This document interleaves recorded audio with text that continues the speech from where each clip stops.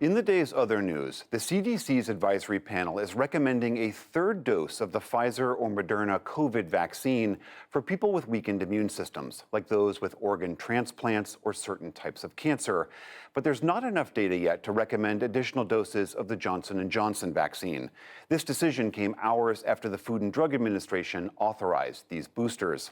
Some states, like Mississippi, are still struggling to convince residents just to get their first doses. Republican Governor Tate Reeves made this urgent appeal.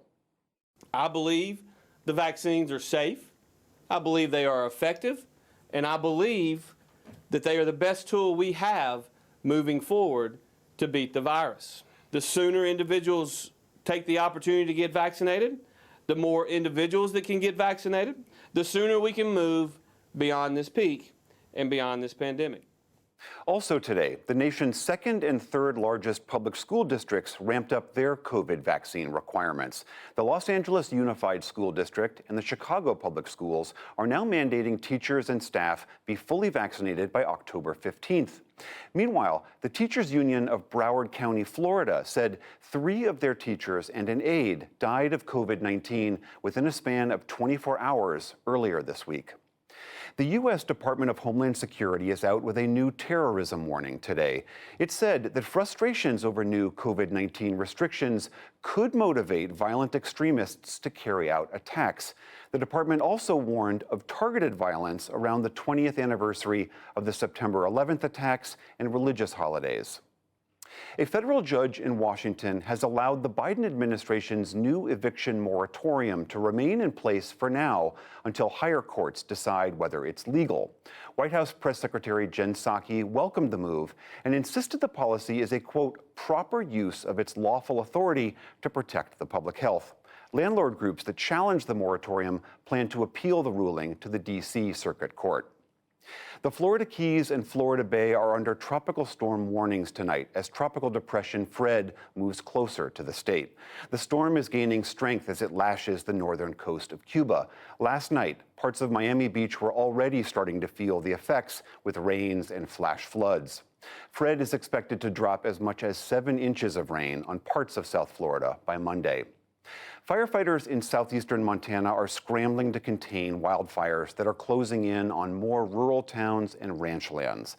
Thousands of people around the northern Cheyenne Indian Reservation have been forced to evacuate.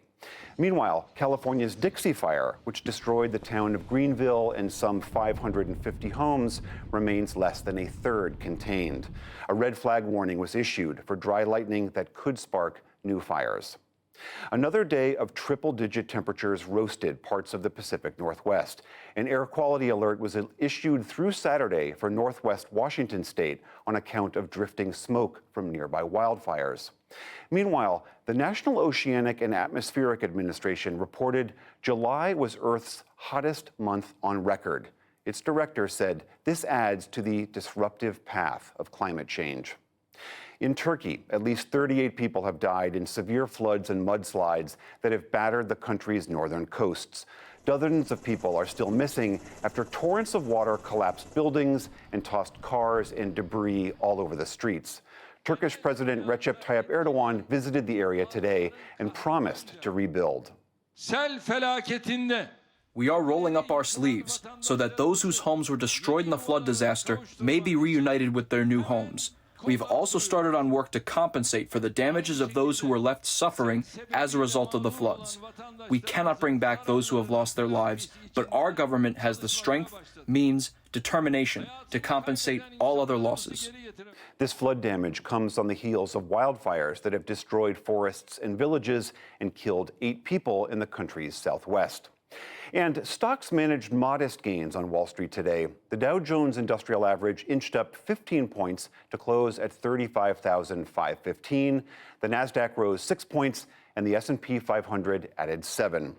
Still to come on the NewsHour, how structural inequities led to the racial divide in homeownership in Minnesota. Jonathan Capehart and Michael Gerson break down the week's political news. And writer Hector Tobar travels the U.S. to examine what it means to be Latino.